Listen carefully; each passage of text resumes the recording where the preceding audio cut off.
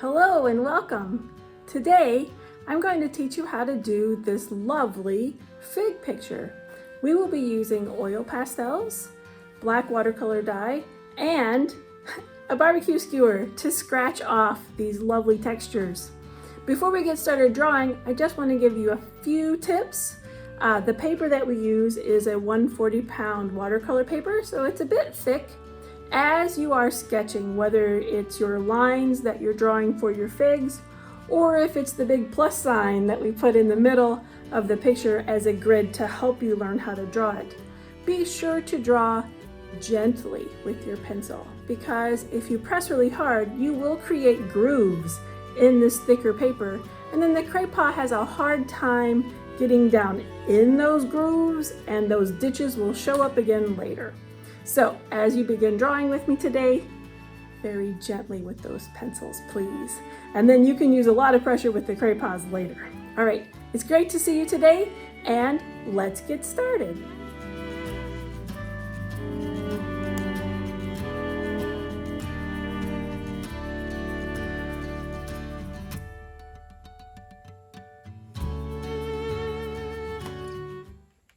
First, we'll start by drawing our figs. So I have a simple line drawing here that we can use. And for this one, I don't want a complicated grid. So just find the middles and put a window, and we will work from that. If it's too complicated for you to use just a simple grid, when you get to an area that is more confusing, you can always add another middle grid to yours to help you out. Figs. I love drawing figs. They are super fun. They're kind of like sacks of seeds, basically. And so for that reason, they have these fun kind of full, bulging appearances, and they do not match one another. They're all over the place. So you can see this one kind of bulges more to the right than to the left. You do not have to worry about symmetry here. And they are super fun. So the things I want you to think about when you're drawing the figs is we want them to be pretty large. We want them to be pretty large where they almost fill a whole quadrant down here. Because if you do it really tiny, then you have to draw more figs. And because we're going to use the crayons to do the coloring for this. And we're using crayons because we want to be able to scratch off and have that really fun sgraffito effect. And so for all of those reasons, we want to draw figs that are pretty large and fill the quadrants. We're going to start at the horizontal line in the center here. And we're going to start with this tall fig that begins about here and works its way up, over, and down. And so we can see that it kind of cuts this corner, and then this part is kind of like about here. And so we have that in place, and then it connects over. Then this under part kind of attaches there, and it's going to stop very near to the edge. So we're going to kind of come down and over. They kind of remind me of a toy onion, not a real onion, but you know those plastic onions that kids play with, or sometimes they have like little containers to hold your cut open onions. But it has that same bulbous shape. All right, so that one's in position, and now this one is behind it. And so we're going to get this part over here, and so we'll put kind of the broken off of the branch kind of feel. This is a pretty vertical shape, and then it just kind of comes over and goes behind, so that this makes a Y. Now over here, it kind of bends that way and then bends off for like little shoulders. Okay, all right, we've got that down.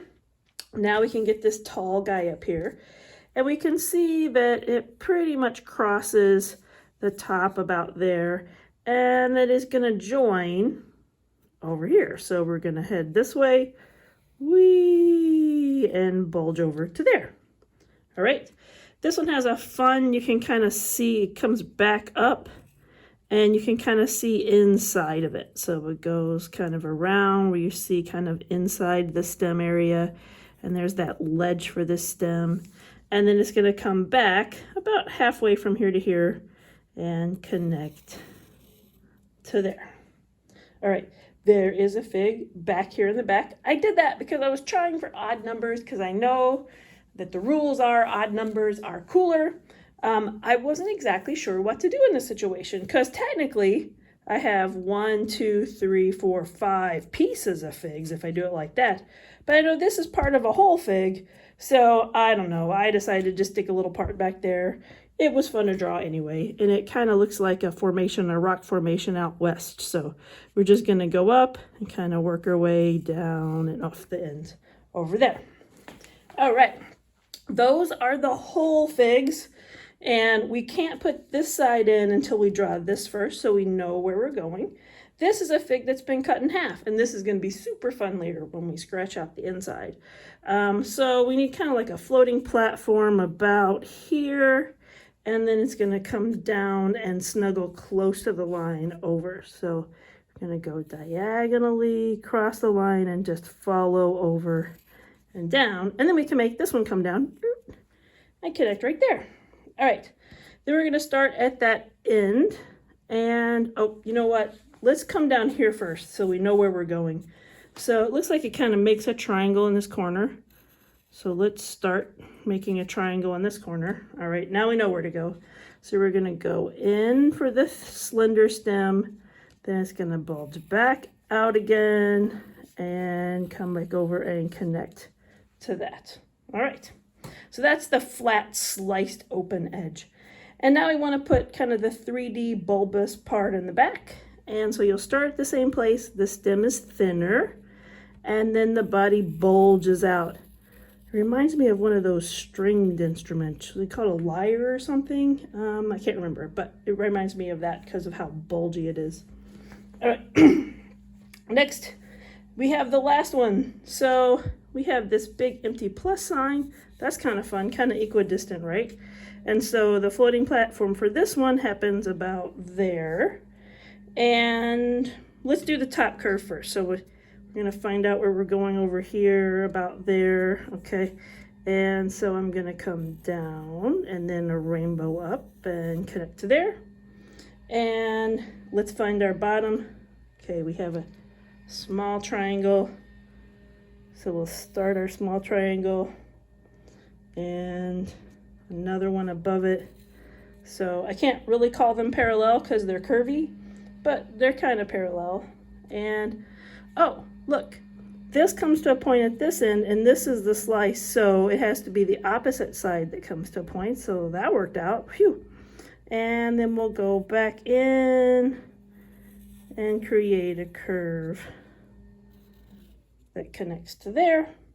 And then the 3D side. So this one had a chopped down part, droop, and then kind of follows close by and over to there.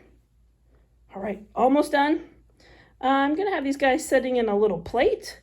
So we'll put like an equal sign about here, and that can be our little plate. And then the rest of this guy's bulgy side kind of sticks out, and we're not gonna try to see it down under there because that just gets things complicated for no reason. So this is great. Now we will trace with Sharpie and erase our plus sign. And now for the super fun colors. Okay, so we're going to be scratching off later with a barbecue skewer. And so we want to have the glorious, fun, bright colors on the underneath side. So think kind of like a two-dimensional geode. Instead of cracking open to see the beauty, we're putting the beauty on first. Since I'm doing the bright undertones first, and I know that dark colors can be kind of powerful, I'm going to start with these lighter colors first. You see I got them out of my box. And I'm actually going to start with the one called light orange, which is just kind of a peachy color. And so we have this sliced open piece. And when we do the sliced open piece, it's good to remember that the seeds don't go all the way to the exterior wall. There's a bit of a rind, kind of like watermelon has. So the color doesn't go all the way to the outside. So you want to kind of copy this shape into a smaller shape. You can see I'm kind of sketching it on there. And first I'm sketching it. It gets a little closer on the bottom than it does on the sides. So that's a good shape there. And then it'll go in the similar direction on this side. So you want to kind of come this way. So it gets that kind of teardrop, raindrop shape. So it's gonna be about there on both of them. And it's also gonna be near the top of the cut open stem and at the base, kind of where the flower bud would be. So now it kind of looks like a spade. All right, so that's the general shape. Sketch that in, and then you want to color pretty hard. So we're going to press pretty hard to get this on there and fill that all in those places. All right, that's colored pretty thoroughly and with pretty good pressure, and we'll use that color again later, but for now we're going to switch to the pink one, and kind of on the edge of it, we're going to press a little hard to get this kind of pink edging on here. And just a teardrop shape. You can go a little bit outside into the plain white area with this, but still leave that white edge. Again, I'm going to save that pink to use a little later, and I'm going to come in with some yellow now. The yellow I'm going to put right on top of this part and kind of extend down a little bit.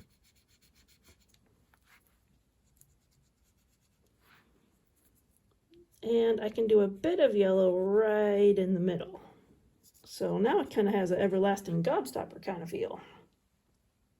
All right, now let's go back to the light orange peachy color and get the rest of the places that it needs to go on our picture. So for the most part, it's just going to be on these stems, but not all the stems. So I don't like to say make them all like this, because variety really does make your picture better. So it goes kind of around these edges and kind of up here a bit. And on this one, it's going to happen right where this turn occurs. So it's not really even all the way at the top. Okay, and we'll put a tiny bit up here at the tip of this one. And we'll just put a few striations. So they are kind of like an onion or a giant gooseberry in that they kind of have these stripes that come around. So I've got those on there, and maybe like another little stripe here, and maybe one there. All right, that's it for that color. And now we will move on to green, but not the regular green. Let's go to the yellow-green color that kind of looks like it glows in the dark, because it's got some important places to go. We're going to finish out the end of this stem with the green, and we're going to do a great deal of this part of the stem. Oh, when I was drawing this, I forgot to draw this part right there. So before you color there, maybe take a Sharpie and get that line in if you didn't get it before. So that part will be that light green color, and I'm just going to do one striation of light green there, and maybe one kind of right there. Okay, where it has been sliced open, the edge has a yellow-green, light green kind of edge to it. So we'll put that in. And on this one, it will be the middle line, not the bottom one. Same middle, not this left one. And work our way up to there. And you don't have to cut across the top on that one. Okay, cool. All right, now we will go back to pink, because there's going to be quite a lot of pink on these. These figs have slightly different colorations. This one's going to be more reddish. That's why I put a little bit more of those kind of like peachy lines on there. And now I'm going to put a fair amount of pink lines coming from that center area. They follow the shape of it, so they kind of create more form. So it's kind of nice to have that there. And we'll do that from the top of this one too, so it comes down and gets wide. And we won't go all the way to the left side on this one, because this one is not as red as that fig will be. So we'll leave that part vacant. This one, let's just kind of go on this bulgy, look at them a little farther apart here. Yeah, more like that. And we'll add a little bit to the edges on these guys too. And this one we will put kind of there. All right, those are the places for pink for now. And now we're going to move to the pale blue, the light blue color. Very fun. This is great. This is that kind of frosty oxidized look to the peel. So it's going to go right next to the black line edge here. And we'll be glad that we colored pretty thoroughly over there. So you're going to get right next to it. Color all the way up to the next color. And we'll stay kind of on that left side. And this one can go right over that pink if it got too close there. And it's kind of on the shoulders of these guys. And we'll just put a tiny bit right here because the other part is pretty low down. And then we'll do the same thing for the crook of this one. I'm trying not to cover my black Sharpie lines. If I do, I could scratch it off a little bit. I could leave it there. I'm not going to get too stressed about it. But I kind of want to not cover those if I can. And I'm just going to add a few more blue stripes kind of in these spaces to create more form. Not on that one. Mostly those two. Yeah, we'll just kind of, yeah, that looks good. Red is up next. Okay, there's some really cool things to do with red. And so we're going to fill in this kind of this little divot right there with red. We're going to create kind of a triangle over here with red. And we're going to put kind of small lines coming down from that edge there. And let's do small lines coming down from this edge there. So I'm following the shape. Notice I'm not really careful as to whether I'm on the white or not. I just put those lines in. And if something else is there, that's okay. If nothing else is there, that's okay too. So I'm going to put a triangle kind of shape over there and follow this one because this one has more of a red tone we talked about. So I'll get those lines in place and I'll stick a little red down here on the bottom of this one, a little copycat red. All right, we will use red again more later, but that's all for now. Let's get this dark green because we want to kind of put that in that open area right there. And whenever I put one color on, I kind of like to put it on more than once. So I'll put a few little pieces on there and we'll go back in this one back here. Okay. Next we're ready for the yellow ochre. So it's like the yellowy brown colors. It's pretty yellow, but it kind of has a brown tinge. And we're going to use it in a few places. So one of them is the background, but when we color the background, we don't want to press really hard with this color because my plan is to mix it with colors. So we're not going to do the table, but we're going to do kind of the wallpaper, this kind of pumpkin-y brown color. And you can see I'm mixing up the direction of how I'm coloring it so it doesn't get too organized. But I'm not pressing hard. You can still see the white of the paper shining through. That's pretty important. We want to keep that bumpy surface with white shining through at this point because we're going to add more colors on top later. And we need it not to be too full of this color. So you'll be glad if you don't put on too heavily. And I'm choosing the yellow because the figs are going to be mostly purple eventually, and purple and yellow are complementary colors. So I think that'll look pretty nice. You can see I'm not holding it tight. I'm not gripping it tight. I'm kind of just letting it graze across the surface. Sometimes notice how tightly are you holding your art supplies. And if you can get this kind of loose feeling right now, it's kind of fun to like recognize, oh, I am not squeezing it with all my might. And maybe even a little therapeutic to hold it more gently as you're coloring that around and going all over. There. Next we're going to use this brown color, and it's called brown, but it looks kind of terracotta, and I'm not sure if it's even showing up on this camera as orange as it is, but it's an orangey brown. And I'm going to use it near the top to kind of create an ombre effect a little bit. So again, I'm holding it very loosely, and I'm going to get this near the top of this background color. I don't want a boring background, so I'm going to have that kind of mix a little bit up there, and that'll make me very happy. All right, so that's up there, and then I'm going to include it someplace else. I want to put a little bit of it here by this part of the stem, so kind of like in that location. And I'm going to color on top of these red triangles that I have placed on there. So I think that'll look a bit more natural and even in that little zone there.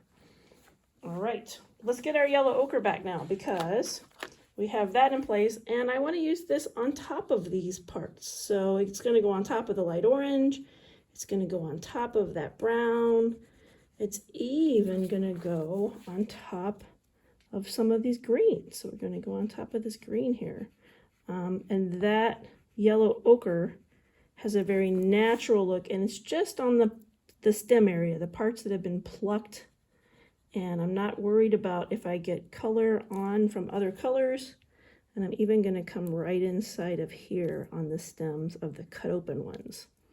So now all the cut open stems and the sides of the cut open stems have this yellow ochre with quite a lot of pressure. So that time I held on tightly and kind of moved those colors around. So let me just get it close so you can see. It's kind of messy how it looks like it melted together from my pressure on those stems. So that's what we want for there. Next will be gray. We're going to use gray for our little plate. And similar to our background, when we put the gray on our little plate, it's a very shallow dish that the uncut ones are sitting on. Kind of funny. You would imagine the cut open one should be on a plate. But that's what we created, so we'll continue with it. And so you want to kind of gently go in different directions to get the gray right in there on that plate. And that's all for now. We'll be back to that later. And I forgot a spot with light blue. I want this pale blue to come down in the front and do a little kind of glow on the table. So, and it would be more on the right-hand side, but not touching the sky, because the light's kind of coming that way, I think, on our art today. So I just got a little bit of that there.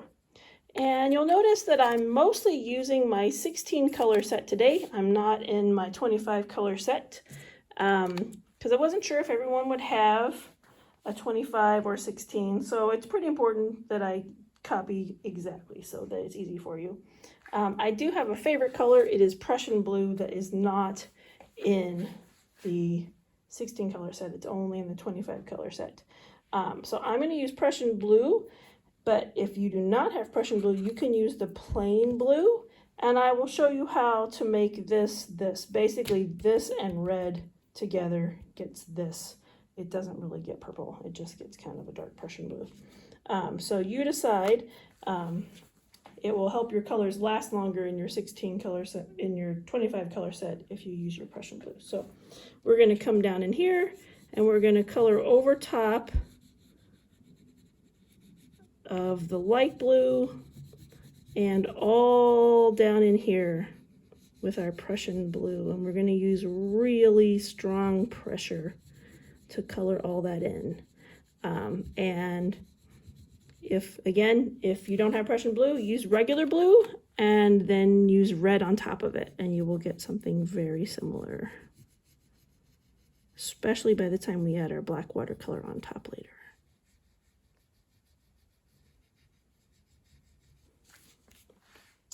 For those who would be concerned if you're like, I do not have Prussian blue, boo, this is what it looks like if you color with your regular cobalt blue and put red on top, and you can see it is quite dark and would work quite well. So don't be concerned either way. They're both going to be good. And a part of me now wants to put red down here because I actually like more than one color in a spot. Let's see, I'll put a little scribbly on there. All right, so it really is just as good. I just can't help it. I just really enjoy holding that Prussian blue in my hand and coloring with it. It's my favorite color.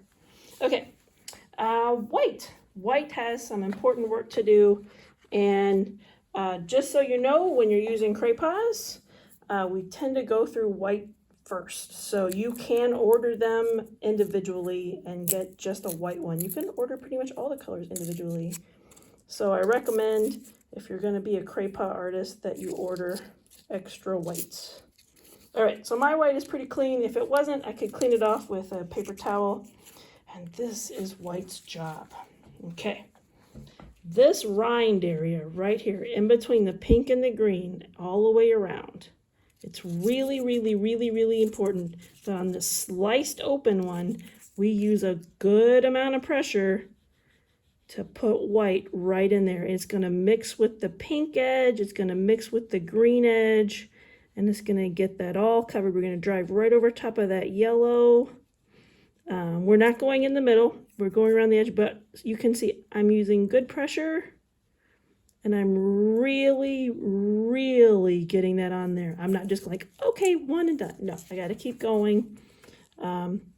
This is not the place to take shortcuts right here. So you want to get that. And we're not worried if it's not exactly white, too. It's okay if it turns that green into an even paler green. It's okay if it turns the edge of that pink into an even paler pink. Look, I broke it. That's how hard I was pressing. That's good. And it's okay to go over that yellow. So you can see kind of on my tape what I've done there. And because it's difficult to see, I'm going to go over it a few times just to make sure. Okay, I feel fairly confident. So it was just around the edge. I did not go down here or here, and I didn't go on these guys yet. Now I'm going to use it to blend the nice yellow and brown color that we have in the background. And remember, go in different directions. I'm going to go in little circles, and you can see how that mixes to create that really fun pale background. You know, I've got an idea. I'm going to see what happens if I put a little yellow over here. Sometimes my intuition just kind of like wants to do something, and we haven't used that much yellow, so I'm going to put a little bit on this side right there. See if we get a straw color over there when I get to it. Let me see. Oh yeah, I like that a lot. And you're going to press hard and get all of that filled in. I'm also going to use this white to blend on the gray here to make this kind of a light gray place. And so it's just a little square, pressing pretty hard. Pretty happy with that. And notice I got in really close to the lines all the way around. Any place I don't get, the black watercolor will go, and that'll have a nice effect too, so I'm not going to be terribly worried. I am going to use this white to put a few stripes, stripe, stripe, stripe, stripe, stripe, stripe, stripe, stripe on those figs. Maybe even one there, maybe one more right there. I know you can't see those, but they might show up later, and it's good to have them now because there's really not opportunity to put them on there later. So now's the time. All right. Purple. Yeah. All right, so I only have one purple. If you have a 25 color set, you have 2 purples. I think if you have 2 purples, you could do stripes in the light one and color with the dark one, or stripes in the dark one and color with the light one. It doesn't really matter, but that way you can mix it up. I'm just going to jump right in with this one. So I've got all these funny stripes on these figs, and they kind of look more like balls of yarn or Christmas ornaments or something than they do figs. But this purple is really going to help, because now we're going to take it and we're going to color on top of these lines, and we're going to press pretty hard. And when I did the background, I went all different directions. But on here, I'm going to follow the direction of the lines as I color it. So you can see They fan out and they follow the bulging shape. And I'm coloring on top of the pink. I'm coloring on top of the red, the green, everything. So the whole fig gets colored. That just looks gorgeous right there. Okay, and we're just gonna keep going. You know what? I think I'm gonna put a little blue on these guys, some of the darker blue. So either Prussian blue or regular blue, whichever one you have. I'll do a little bit of both so you can see if you notice any difference. So that was regular blue. I'll do a little bit of Prussian blue. There we go. And a little bit there. All right. Because I remember this is my redder fig. Okay. And I'll put a little bit of regular blue on here and here. Yeah. Okay. All right, here I go. I'm going to color really hard on these figs too. Oh, I'm glad I put that blue on there. See how that blended together? It looks nice. Okay, I am pressing pretty hard. I just heard the Crayola crack in my hand as it broke under the pressure, but the label's still holding it together. Again, I'm trying to follow the shape of the fig. Of course, when I get here, I have to kind of like copy this edge so I don't crash over and make little hairy lines on it. So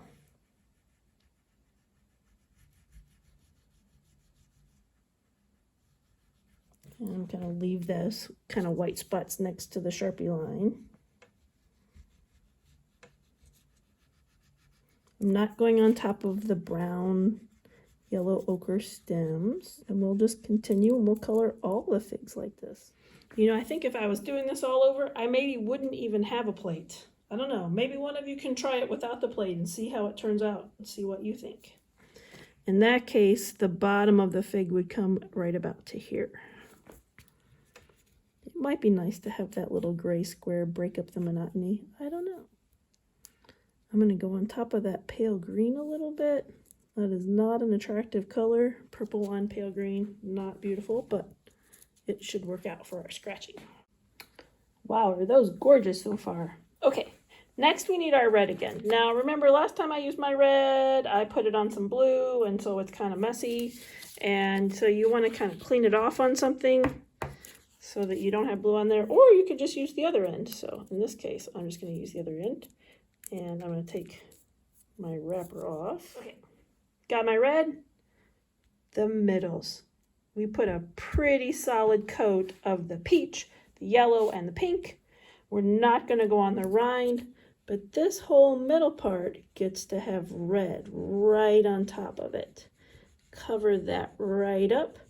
This is part of the veneer that we'll be scratching through to reveal the seeds. So we need this on there, and we're excited about it being there. So put that on top. Use some pretty good force, and on this one too. Okay, this is what we've got at this stage. We've colored everything. Well, not quite everything, and we're not going to color it either. But you can kind of see there's like some glowing halo lines next to our Sharpie lines. That's actually a really good thing because the black will go there and kind of create a shadow to it that you wouldn't get otherwise. So that's all right. We've colored pretty darkly with our white to create that kind of nice soft background color there. And we press really hard with our red. Everything is ready to go, but you maybe have noticed some little schnoodlings sitting on the surface here. So at this point, you can just kind of gently tap it sideways to get those off of there. And you could even gently kind of coax it off. But if you press hard to rub, they will draw themselves. So I'll show you up here. You can pick it off and see if I pressed hard, it could actually draw. So you don't want to press hard. You want to coax them off gently so they don't draw in there. All right, though the sponge kind of moves them too. Now I had blue on my sponge and I just washed my sponge. But I wanted to show you that even though I just washed my sponge, I thoroughly dried it. I squeezed it in a paper towel to make sure that it's very dry, and I'm not going to use the scratchy green side.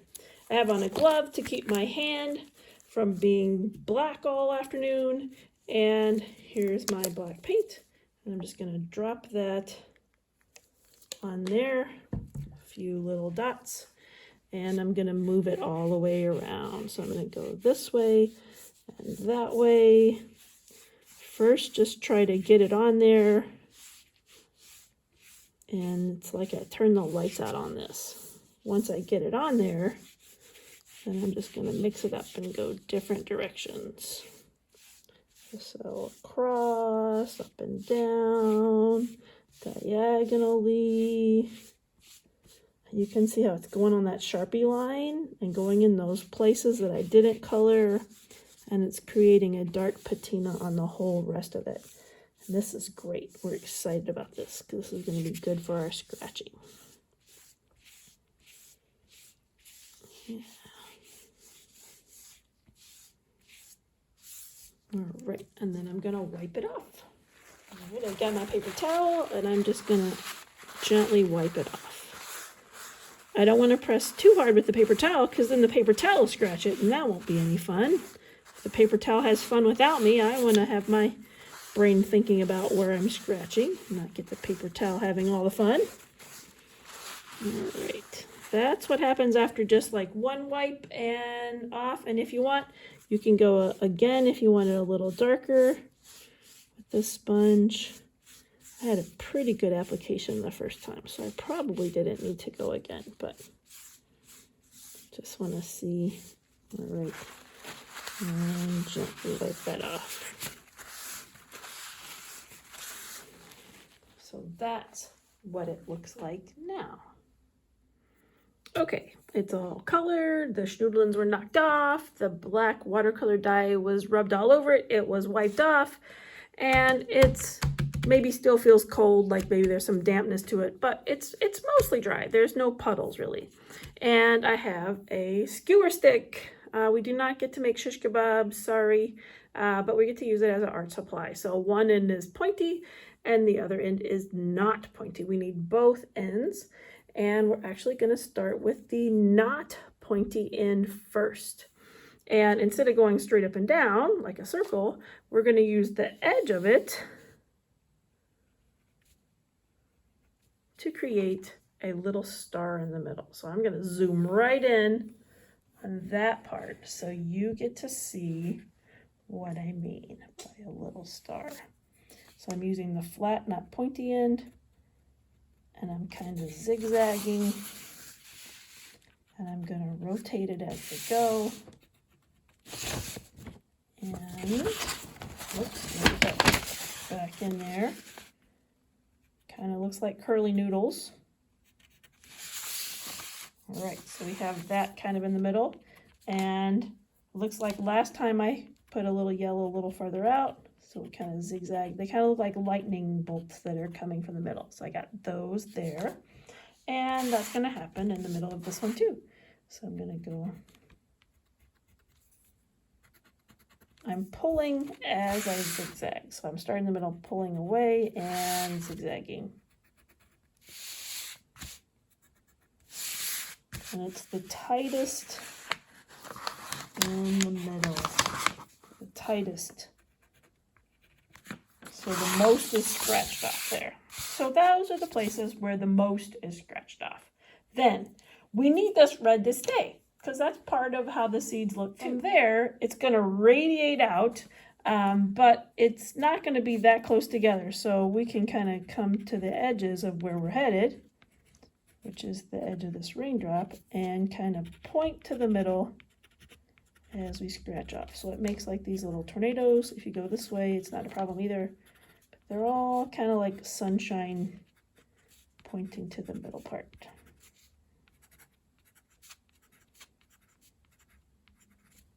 All right, and we'll do that on the other one too.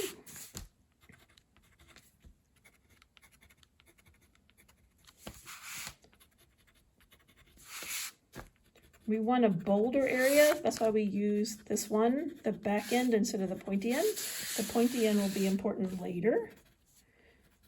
But for these cut open, little succulent, juicy, fruity middle of a fig.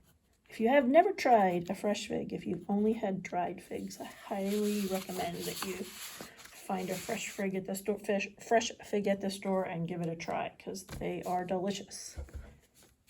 Okay, so those are in place, and now we're just going to kind of make them kind of meet in the middle. So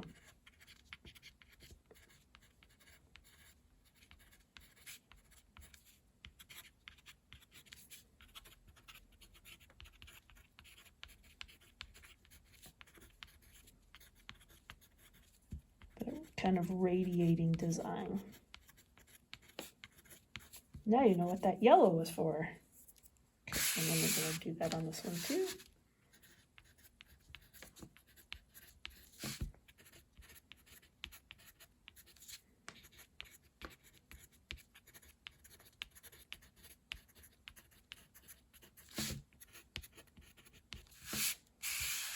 All right, our insides, our luscious insides are all scratched out. Okay, so after that, this rind looks kind of dingy and gray, like, okay, right? Well, this is our chance. Now we get to actually follow this shape on the outside and make it all the way to that light green color. So this is like drawing with your stick. You can see how it creates lines. There you go, and it looks brighter than it would otherwise because of the layering. And I'm still on the cut open side. I'm not going on to the outside yet.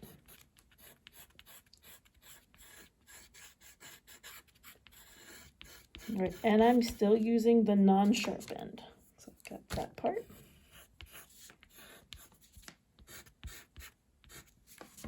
There we go. All right, cool. Okay, while I have this dull blunt edge, I'm going to use it to put some of these ends. I'm going to back up a little with my camera so you can see what's going on. And we're going to get the ends on these figs. So the tip here, so I'm kind of clean off to where that Sharpie was, kind of clean off there. Remember we had this ledge out here, so you can clean off that ledge. So it ends up being about like a ring. Remember this had a dark, it had two, so I'm going to do 1, 2. Okay, so I got those bright edges. Okay, and now we're going to switch to the pointy side because we want to have really thin, tiny lines next to each other to create the fig. So let's skip to that big guy at the top, and you can see I'm going to rotate in this direction so I can start here and follow this shape. All right, so in slow motion, that's what that would look like. And same on this side. But as long as you're on the pointy side, you don't have to be slow, and you could go like this. Line, line, line, line, line, line, line, line to build it up. So see how you can kind of keep it moving, and when you get to here, it's straight, straight, straight, straight, straight, right? And remember in art, we like to do it more than look at it, and so oftentimes that's what gets us in trouble. So spend more time looking at the direction these lines should go than actually drawing them. So if you look more, you're less likely to get a line going this way instead of this way, and really see where is this bulging shape headed, and that way you can really emulate the shape and really get those lines. And there's something about this particular project with this scratching that reminds me a lot of like a silk embroidery. It's like those scratch off places with these thin lines just remind me of silk threads glistening in the light. So it's really satisfying and fun to do that. We're not going to scratch out in there. We're going to leave that in there because we want that to look shadowy, and we're not going to scratch off really, really close to this line because we want the same reason. We want it to look shadowy. All right, so that one is done. And now we can go to this one. So this one, here's our lines headed in that direction. It fans out.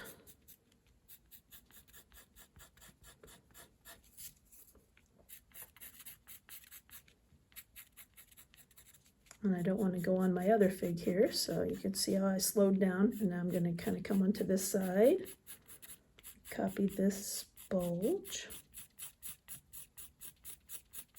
Oh look, there's that white we put under there. I knew it would be good later. Could do a little bit of lines down here, but not too many.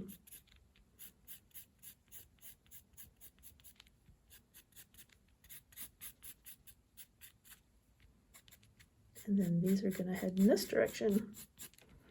If you're right-handed, it's going to be easier for you to get these stripes on. If you're left-handed, it'll be easier for you to get these stripes on. But you can rotate. You don't have to keep it in the same orientation the whole time. Because you're bigger than it is, you can just rotate it. Maybe it's easier to go this way from this angle. So feel free to move it around. So.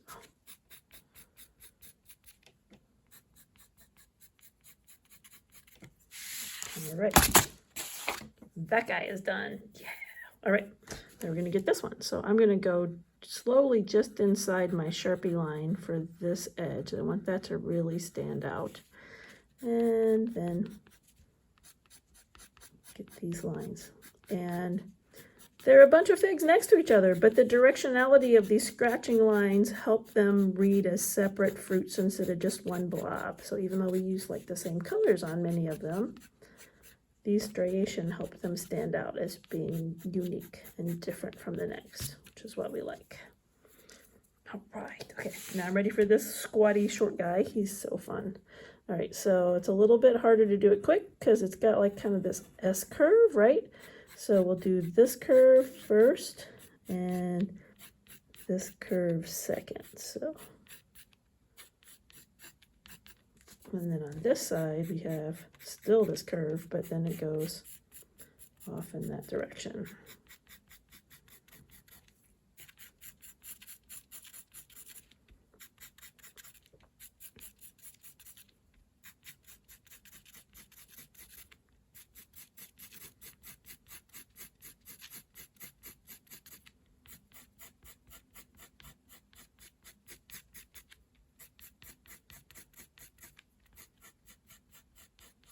In one of our painting projects, we talked about knowing when to stop. This is another one that's hard to know when to stop. If you just keep scratching, you won't have stripes anymore. So you want to stop when you can see stripes.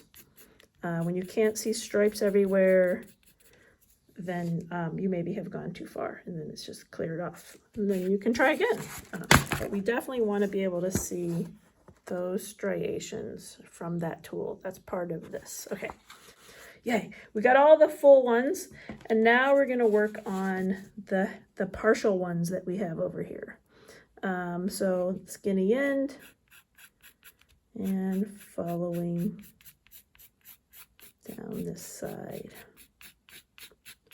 So fun. See how that light blue is really important for that shape over there?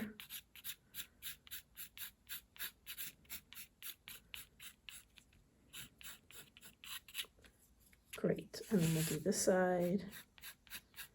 And you're just following the bends. So if it bends this way, then you scratch this way. If it bends that way, you scratch that way.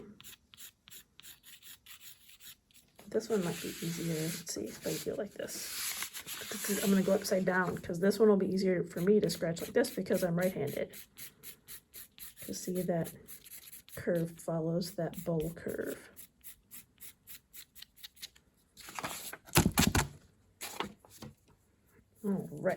All right, so I'm noticing a few things. First off, I'm noticing that there was still some green edge right here, so I'm just going to use the tip to come right next to that edge to get that to show.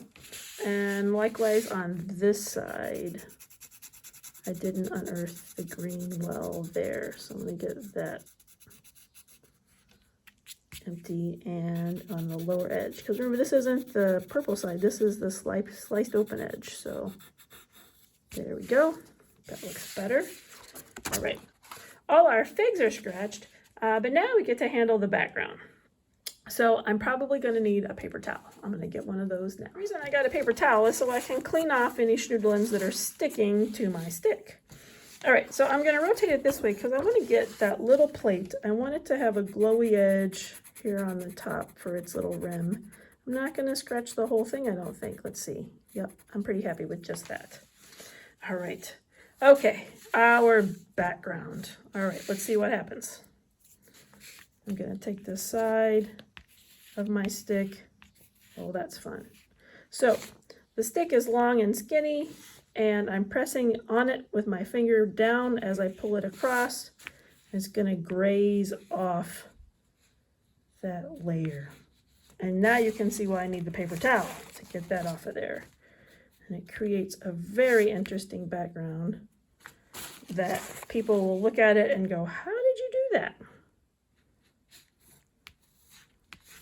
And we're gonna leave some of that gray on there because that looks cool. We don't want it just all cleaned off because that would be boring, and you guys know boring is my enemy. Let me just zoom in a little so you can see exactly what's happening there. Okay, so the stick is touching.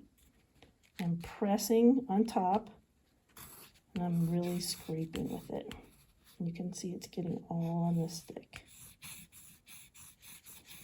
And it doesn't matter if I pull it or push it. It seems to work in any direction. And then I'm cleaning off with the paper towel. And it just has amazing background qualities. And it differentiates it from the stripes on the figs. So I'm very happy with that. Okay, right, so that's enough for that. You don't want to overdo that. You want to make sure you keep that up there. And wow, is that cool. Okay, well, let's do the bottom the same way. So I'm going to come this way. I'm going to use my stick. I'm going to scrape off this dark blue and create an interesting base for them to sit on. So I'm just going to scrape it. And the black line will stay for the edge, of course. And as long as I'm not poking straight in, I'm not going to tear this paper. It's very durable and can stand up to this kind of treatment.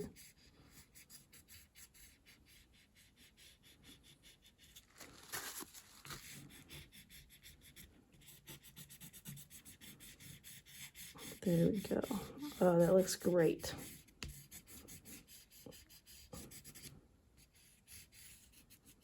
All right. Ta-da! It almost looks like a wood block cut. Very cool, very cool. Okay, and then it's been a while since I've given a lesson in removing tape. This is painter's tape, the green kind, generic from Menards. And when you pull, I always say right angle, but I'm not sure if everyone knows what I mean by that. So when I pull it, it makes a capital letter L from here to there, so that this line of the tape makes a capital letter L the whole way. And this part right here is actually a 45-degree angle, which is half of 90 degrees. There, extra bonus math. But it doesn't matter if you're here and the tape is short, or if you're up here and the tape is long. It has to be a right angle the whole way. If you go in this direction, or this direction, or this direction, it'll just tear into your art. So it's really important to do this. And sometimes we think we are. So really, really look and check and make sure that you're going in a letter L. And I just prefer to rotate it so that I'm always pulling the tape this way. If you're left-handed, you might always do a backwards L or something. So now I'm on to this next piece of tape, and I'm gonna pull, see? Straight part of the L, bottom part of the L. All the way.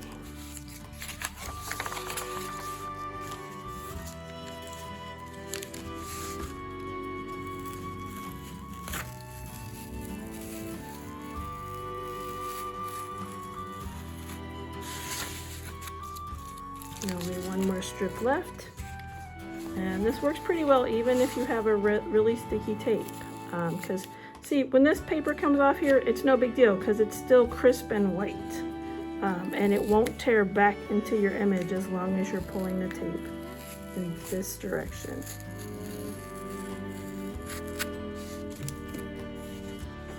Right. And so here is our completed Sgraffito fig project in oil pastels. I love this one, and I hope that you enjoy doing it too, and I will see you at one of our meetups. Thank you. Bye.